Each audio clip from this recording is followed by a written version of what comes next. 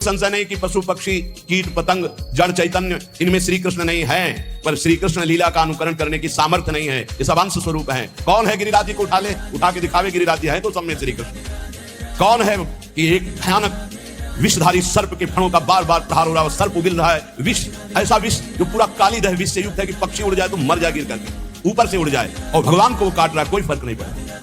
कौन ऐसा है जो दावानल को अपने मुख में पी ले? कौन ऐसा है जो 6 दिन का है, 6 कोस का शरीर जिसका, ऐसी पूतना को परम पद प्रदान कर दिया? कौन ऐसा है घासुर बकासुर बड़े बड़े दिग्विजयी कंस आदि को मार के फेंक दिया? कोई कृष्ण की समानता कर सकता है? छल कपट करके, व्यवहार बना करके उसके साथ संभोग करता है तो उसे लोहमयी चलती हुई स्त्री से बहुत काल तक आलिंगन कराया जाता है, वैसी चेष्टा कराई जाती है। गर्भ से ही नेत्रहीन क्यों पैदा हो रहा है? गर्भ से ही मूक बधिर क्यों पैदा हो रहा है? गर्भ के बाहर आया अभी छोटा बालक है, खेल खेल में हाथ पैर टूट गया, क्यों? कौन सा अपराध उसने अभी किया? ये पूर्व का है। नहीं, पूर्व का क्या प्रमाण है कि उसका जन्म हुआ है? नहीं, लाखों बार जन्म हुआ है। अगर प्रमाण ही देखना है तो देखो, भय, प्यार, प्राण पोषण, इसका पूर्वाभ्यास उसको है। गीता जी में भगवान ने कहा है, ज्ञानियों का नित्य बैरी है काम, कभी ना घाने वाला महापापात्मा, इसको मार डालो अर्जुन। जो भगवत मार्ग में चलते हैं, बहुत ये गूढ़ विषय है। यहां सावधान किया है कि जो लोग रास के महामहिम स्वरूप को ना जान करके और बहुत सी स्त्रियों के साथ तुच्छ व्यवहार करते हैं, इनको घोर नरक की प्राप्ति होती है। पूज्य भाई जी से हनुमान प्रसाद पोद्दार जी महान भाव में डूबे हुए, जो राधा बाबा जैसे सन्यासी को भी प्रेम रंग में रंग दिया और जिनकी कलम ने लाखों को भगवत प्राप्ति करा दी, वो बोल रहे हैं, ये मैं सत्य कह रहा हूं, सारा संसार परमात्मा स्वरूप है, इसमें मुझे कोई संशय नहीं है। लेकिन जो परमात्मा श्री कृष्ण का स्वांग बनाना चाहता है और पराई स्त्रियों से गंदा आचरण करता है, इनकी घोर दुर्गति नरक में होती है। मुझे कोई संशय नहीं कि पशु पक्षी कीट पतंग जड़ चैतन्य इनमें श्री कृष्ण नहीं है, पर श्री कृष्ण लीला का अनुकरण करने की सामर्थ्य नहीं है। ये सब अंश स्वरूप है। कौन है गिरिराज जी को उठा ले, उठा के दिखावे गिरिराज जी है तो सब में श्री कृष्ण। कौन है कि एक भयानक विषधारी सर्प के फणों का बार बार प्रहार हो रहा है, सर्प उगिल रहा है, विष, ऐसा विष जो पूरा काली दह विष से युक्त है कि पक्षी उड़ जाए तो मर जाए गिर करके, ऊपर से उड़ जाए, और भगवान को वो काट रहा है, कोई फर्क नहीं पड़ रहा। कौन ऐसा है जो दावानल को अपने मुख में पी ले? कौन ऐसा है जो 6 दिन का है, 6 कोस का शरीर जिसका, ऐसी पूतना को परम पद प्रदान कर दिया? कौन ऐसा है घासुर बकासुर बड़े बड़े दिग्विजयी कंस आदि को मार के फेंक दिया? कोई कृष्ण की समानता कर सकता है? इसलिए भगवान श्री कृष्ण की आज्ञा का पालन किया जाए। ये रास का अनुकरण जो गंदी भावना से करते हैं, इनकी बहुत बड़ी दुर्गति होती है। ये मलिन गंदे काम राज्य को रास नहीं कहते हैं। पांच भौतिक जहां देह ही नहीं है, जहां देह के अंग ही नहीं है, वहां काम लीला कैसे हो सकती है? चिदानंद शरीर में पांच भौतिक विकार नहीं होते। काम का प्रवेश पांच भौतिक शरीर में होता है, ना कि चिदानंद देह में। आत्मज्ञानी कैवल्य मोक्ष पद प्राप्त महापुरुषों में भी काम का प्रवेश नहीं होता, फिर प्रेमी महापुरुषों में, फिर भगवान में। गोपियां साक्षात श्री कृष्ण हैं। जैसे श्री कृष्ण सच्चिदानंद, ऐसे गोपी सच्चिदानंद। जैसे आत्मा सच्चिदानंद, ऐसे गोपी सच्चिदानंद। जो भगवान श्री कृष्ण की लीला का इस तरह उपहास करते हैं, पराई स्त्रियों को अपने प्रेम संबंध की भावना से, ऐसा तो नरक की तैयारी कर रहे हैं, नरक यंत्रणा की तैयारी कर रहे हैं। अरे जहां प्रेम, महाप्रेम केवल है, वहां कोई कामना, कोई वासना, जगत का कोई भी जीव आत्मेंद्रिय तृप्ति की इच्छा के बिना, चाहे वो कितना भी बड़ा साधक हो, एक क्षण भी नहीं रह सकता, आत्मेंद्रिय तुष्टि। और गोपीजन श्री कृष्ण सुख में स्थित, बहुत ऊंची स्थिति। और गोपीजन कोई स्त्री हैं, उनके शरीर तो पतियों के पास विराजमान है, घर में विराजमान, सब चिदानंद देह से भगवान। जब भगवान अवतार लेते हैं तो भूमि भी चिदानंद होती है, माता पिता परिकर सब चिदानंद होते, खगमृग पशु पंछी सब चिदानंद होते। और आपको पता होना चाहिए कि ये गोपियां जो प्रकट हुई, बड़े बड़े ब्रह्म ऋषि जो तपस्या कर रहे थे, वो भगवान से वरदान मांगे और गोपी आकर बने। जो इस लोक में इस महान परम पावन भक्ति का दुरुपयोग करते हैं, वो परलोक में नरक की यंत्रणा, इस लोक में निंदा भय क्लेश कष्ट प्राप्त करते हैं। शास्त्र में कहा गया है, यस्पीह वा अगम्याम स्त्रियम पुरुषः अगम्यम। बहुत ध्यान से सुनिए ये सूत्र, यस्वी वा अगम्याम स्त्रियम पुरुषः अगम्यम वा पुरुषम योषद विगच्छति तावमुत्र कसया ताडयन्तस्तिग्मया सूर्म्या लोहमय्या पुरुष मालिंगयन्ति स्त्रियम चा पुरुष रूपया सूर्म्या। यदि कोई दूसरे की स्त्री से छल कपट करके, व्यवहार बना करके उसके साथ संभोग करता है, तो उसे लोहमयी जलती हुई स्त्री से बहुत काल तक आलिंगन कराया जाता है, वैसे चेष्टा कराई जाती है। यस्वी वा अगम्याम स्त्रियम पुरुषः अगम्यम वा पुरुषम योषधवगच्छति तावमुत्र कसया ताडयन्तस्तिग्मया सूर्म्या लोहमय्या पुरुष मालिंगयति। पुरुष माल, उस पुरुष को नरक में ऐसी यंत्रणा। और जो स्त्री अपने पति को धोखा देकर दूसरे पुरुष का, तो वो चा पुरुष रूपया सूर्म्या, वो पुरुष रूप लोह से जलती हुई लोहे की मूर्ति, उससे उसको आलिंगन बहुत वर्षों तक कराया जाता है। नरक में भीषण यंत्रणा उसको प्राप्त होती है। इस नरक का नाम है तप्त शूर्मी नरक। और फिर इसके बाद जब उसका जन्म होगा तो भयानक भयानक रोगों से पूरा जीवन पीड़ित रहेगा, जो दूसरी माताओं बहनों के साथ बेविचार करता है। अब जब कर्म का फल आता है तब कह देते हैं कि पूर्व जन्म का कर्म है, उसको भोगना पड़ेगा। हमारे साथ भगवान अन्याय कर रहा है, हमने कोई पाप कर्म नहीं किया। अगर कर्म का फल नहीं है तो गर्भ से ही बालक अपंग कैसे पैदा हो रहा है? गर्भस्थ बालक ने क्या पाप किया था इस जन्म में? गर्भ से ही नेत्रहीन क्यों पैदा हो रहा है? गर्भ से ही मूक बधिर क्यों पैदा हो रहा है? गर्भ के बाहर आया भी छोटा बालक है, खेल खेल में हाथ पैर टूट गया, क्यों? कौन सा अपराध उसने अभी किया है? ये पूर्व का है। नहीं, पूर्व का क्या प्रमाण है कि उसका जन्म हुआ है? नहीं, लाखों बार जन्म हुआ है। अगर प्रमाण ही देखना है तो देखो, भय, प्यार, प्राण पोषण, इसका पूर्वाभ्यास उसको है। पुचकारो छोटे से बालक को, वो किलकारी मारेगा। ये किसने सिखाया कि ये प्यार का लक्षण है? ऐसे करो, वो रोने लगेगा। ये किसने, ये भय का लक्षण है। और उसके मुख में दुग्ध लगा दो, पीने लगेगा, प्राण पोषण। ये कैसे जाना? किसने सिखाया है कि देखो ये तुम्हारे मुंह पे जब लगाया जाएगा इसको तुम्हें पीना है? उसको ज्ञान है क्या? लेकिन जो ही मुख में लगाते हो पीना शुरू कर दे, पूर्वाभ्यास है। बहुत बार समझाने पर भी अज्ञानी जीव तर्क नहीं छोड़ता है। अरे पापाचरण छोड़ दो, पापाचरण करने से कई जन्मों तक आपको दुख भोगना पड़ेगा। एक एक पाप का बहुत जन्म तक दुख भोगना पड़ेगा। और यह कर्म बहुत बलवान होता है, बहुत प्रबल होता है। बड़ी कृपा भगवान की है जो बड़े भारी कर्मों का हिसाब हमें छोटे में दे करके भुगता रहे हैं। इसलिए उपासक को चाहिए कि भगवान की लीलाओं का गायन करे, ये विश्वास रख करके कि निश्चित हम परम मंगल करने वाला भगवान का नाम गुण कीर्तन है। तुम्हारा मन लगे या ना लगे, भाव बने ना बने, अग्नि को देखो या ना देखो, अग्नि को समझो या ना समझो, अग्नि पे भाव करो ना करो, भूल से, चूक से, समझ से, जबरदस्ती से भी छुआ दी जाए तो तुम्हें जला देगी, क्योंकि उसमें दाहिका शक्ति है।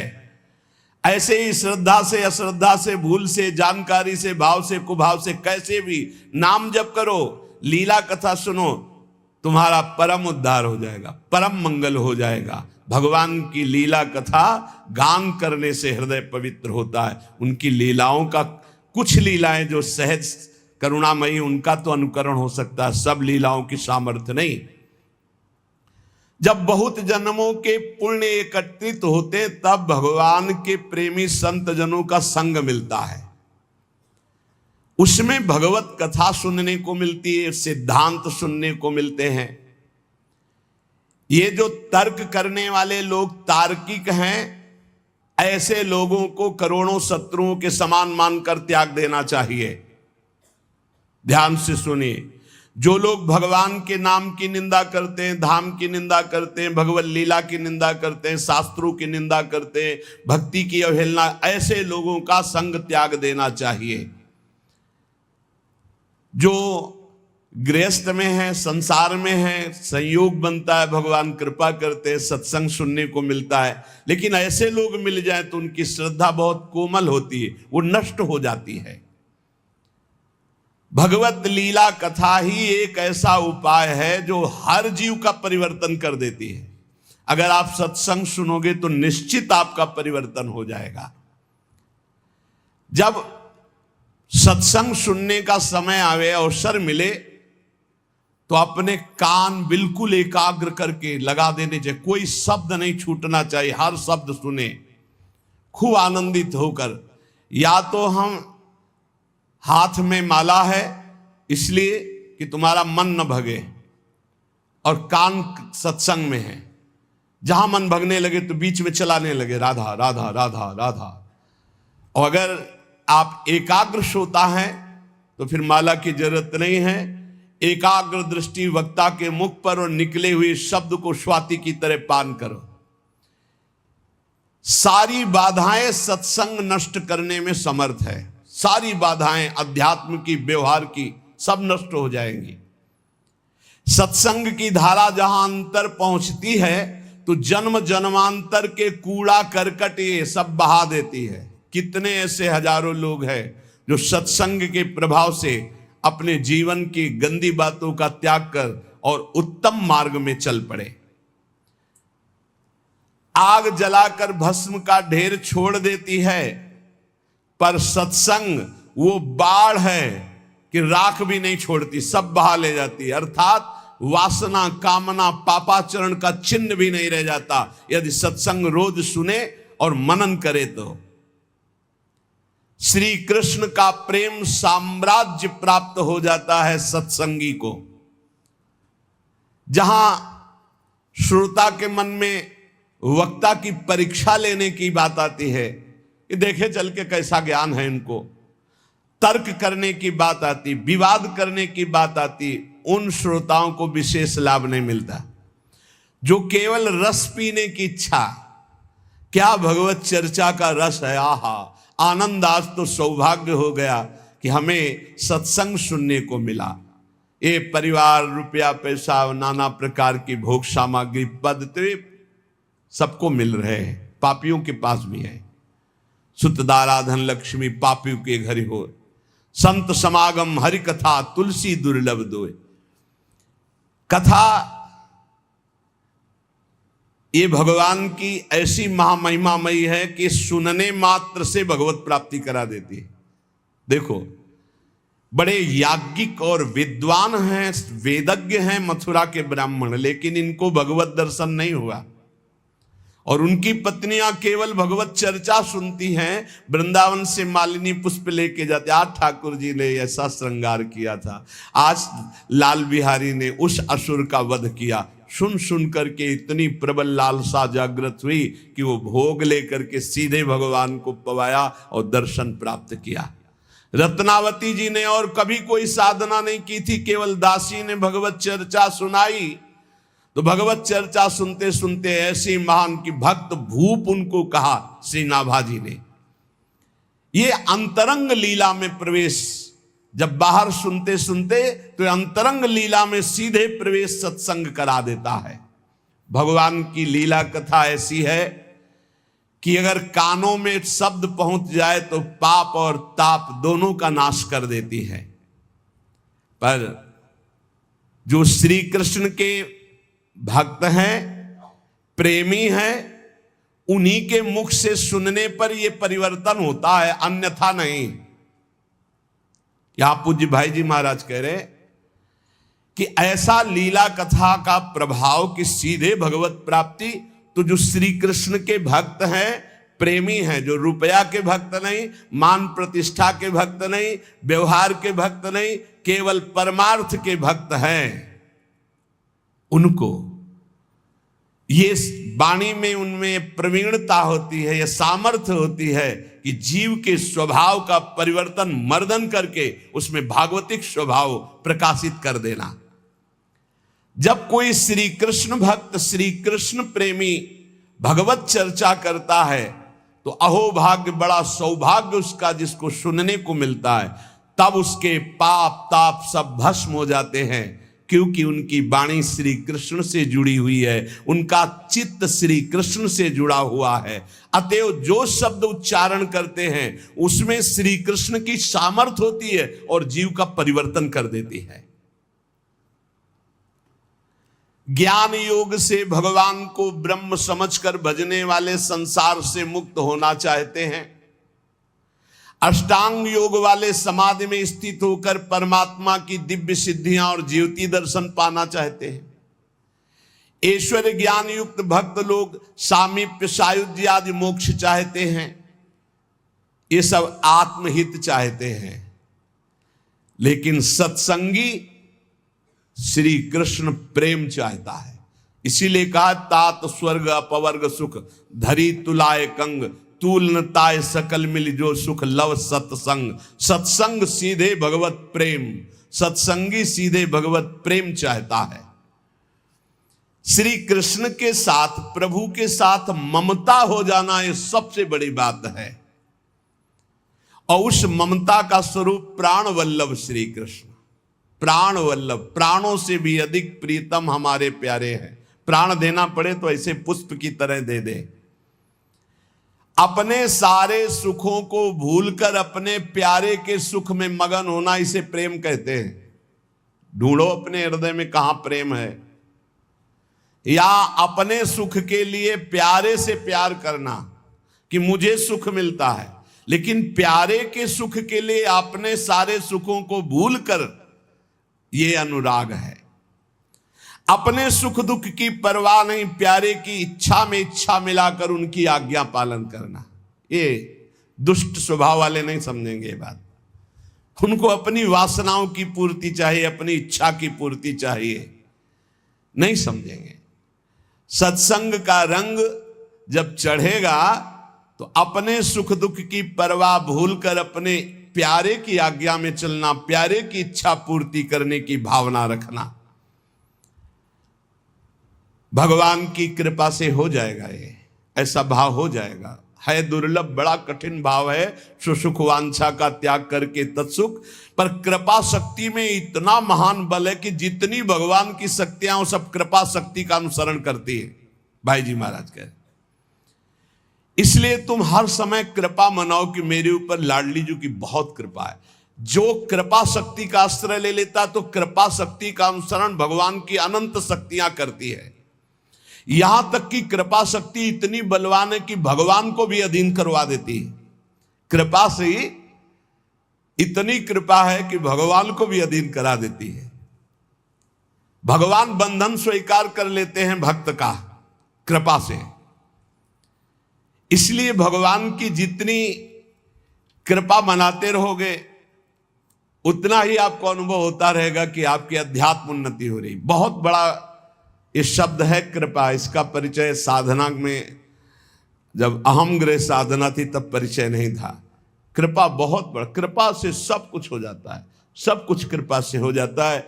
बस हर समय अनुभव करते रहो। श्रीमद् भागवत में लिखा है कि श्लोक में अर्थ है उसका ये है कि जो हर समय भगवान की कृपा मनाता रहता है, जो दुख सुख आता है उसे भोग लेता है, और भगवान की स्मरण में तन्मय रहता, कृपा मनाते, बड़ी कृपा, दुख आया तो बड़ी कृपा, सुख आया तो बड़ी कृपा, विपत्ति आई तो बड़ी कृपा, संपत्ति आई तो बड़ी कृपा।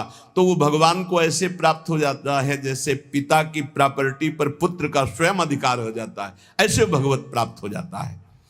अखिल रसामृत मूर्ति प्रभु की प्राप्ति का सहज और सर्वश्रेष्ठ उपाय है। चित्त वृत्ति का निरंतर अविच्छिन्न रूप से प्रभु में लगे रहना है। ये हजारों बार चर्चा हुई, इसको पकड़ो। चित्त वृत्ति का निरंतर प्रभु में लगे रहना, चाहे तुम सकाम से हो चाहे निष्काम से, चिंता मत करो। सकाम से भी हो, प्रभु का चिंतन बनने लगे। श्री चरणदास जी महाराज, जिन्हें हरि भक्ति प्यारी हो, माता पिता सहज छुटी जावे, छुटे सुत अरु नारी हो। देखो यहां छूटने का मतलब राग से है। राग छोड़ने से मतलब परिवार में रहते हुए सब में भगवत भाव हो जाए तो हरि भक्ति, और परिवार छोड़कर चाहे जहां भाग के जाओ नया परिवार बन जाता है। अगर राग है तो शिष्य राग से भी दुर्गति हो जाएगी, शिष्य राग से भी दुर्गति हो जाएगी। एक सिद्ध संत जा रहे थे, उनके साथ कई शिष्य थे, तो एक केचुआ समझते हैं ना, जो मिट्टी खाता है, बहुत कोमल शरीर वाला होता है, और लाल चींटी उसमें लाखों चिपटी हुई थी। तो शिष्य खड़े हो गए और गुरुजी से कहा, गुरुजी कितना भयानक कष्ट इस जीव को, क्योंकि ये चींटी जब काटती है तो मनुष्य शरीर में भी बहुत पीड़ा होती है और एक दाग बन जाता है लाल लाल, और देखो कितना कोमल शरीर कछुआ का, लाखों चींटी है। बोले मैं ध्यान के द्वारा देख कर कह रहा हूं, ये पूर्व जन्म में गुरुजी थे केचुआ जी, और ये जितने सब चेला जी हैं ये सब पीड़ा पहुंचा रहे हैं, क्योंकि इन्होंने ठग करके इनसे अर्थ का शोषण किया था और इन्होंने विवेक पूर्वक गुरु नहीं बनाया था, तो दोनों की दुर्गति हो गई। ये चींटी बनकर गुरुजी को नोच रहे हैं और गुरुजी कछुआ बनकर के। बहुत होश में यदि भगवत मार्ग विमुख विषय चिंतन, विषय क्रिया, विषय विचार से युक्त हो तो भगवान की प्राप्ति नहीं, दुर्गति प्राप्ति है। और यहां कह रहे हैं कि यदि भगवान के चरणारविंद की भक्ति में तुम्हारा चित्त है तो कहीं राग नहीं रह जाएगा। राग बहुत खतरनाक है, ये विष है राग। राग बहुत बड़ा विष है, क्योंकि जहां प्रतिकूलता हुई तहां द्वेष हो गया। राग और द्वेष यही जन्म मरण का बंधन है। राग द्वेष दोनों खोइए तब खोजिए पद निर्वाण। जब भक्ति का रंग लगता है तो लोक भोग फीके लगे, समस्तुति गारी हो, हानि लाभ नहीं चाहिए, सब आशाहारी हो। कोई भी आशा जब तक हृदय में है तब तक भक्ति का रंग नहीं आया। केवल एक आशा प्रभु की, प्रभु से नहीं, प्रभु की आशा। प्रभु से आशा भोगों की नहीं, प्रभु से आशा कल्याण की भी नहीं, केवल प्रभु की आशा। तब प्रेम लक्षणा भक्ति। ना हानि की परवाह है, ना लाभ का सुख है, ना किसी लोक के भोग की आशा है। जगसु मुख मोरे रहे, करे मुरारी ध्यान हो, जित मनुआ लागो रहे, भय घट उजियारी हो। गुरु सुखदेव बताइया, प्रेमी गति भारी हो, चरण दास चारों वेद सु, और कछु न्यारी हो। मन मारे तन बस करे, साधे सकल शरीर, फिकर फारी कफनी करे।